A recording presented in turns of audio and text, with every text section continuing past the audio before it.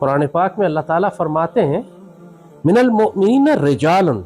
صدقوا ما عہد اللہ علیہ فمنہم من قضى نحبہ ومنہم من ينتظر وما بدلوا تبدیلا۔ یہ بہت جذباتی اور رلا دینے والی آیت ہے، انسان کو بے قابو کر دیتی ہیں۔ اللہ تعالیٰ فرما رہے ہیں کہ میرے مومنین میں سے، ہر آدمی ہر مومن کو نہیں فرمایا اللہ نے، من المؤمنین رجال، تم کو مومنین میں ایسے مرد کے بچے ملیں گے۔ رجال کا لفظ استعمال فرمایا اللہ نے،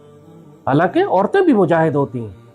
اس کا مفہوم اگر آپ نے اردو میں سمجھنا ہے، جیسے ہم کہتے ہیں شیر کا بچہ ہے یا مرد کا بچہ ہے، اللہ نے یہاں پر رجال کا لفظ استعمال فرمایا ہے کہ میرے مومنین میں کچھ مرد کے بچے ہوتے ہیں، کچھ شیر کے بچے ہوتے ہیں، جو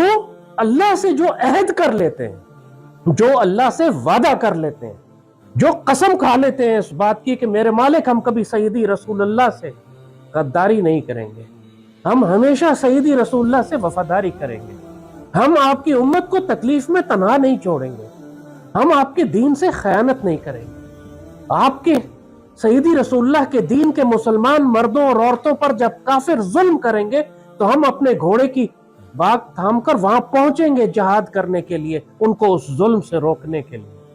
ہم اس دنیا کی زندگی کو ترجیح نہیں دیں گے،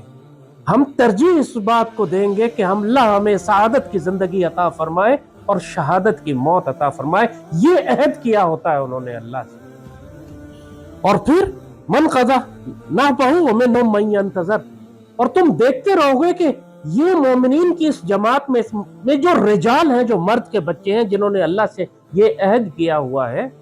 تم دیکھتے جاؤ گے کہ اس میں ایک ایک کر کے یہ اللہ سے کیے ہوئے وعدے کو پورا کرتے رہیں گے، یعنی شہید ہوتے جائیں گے۔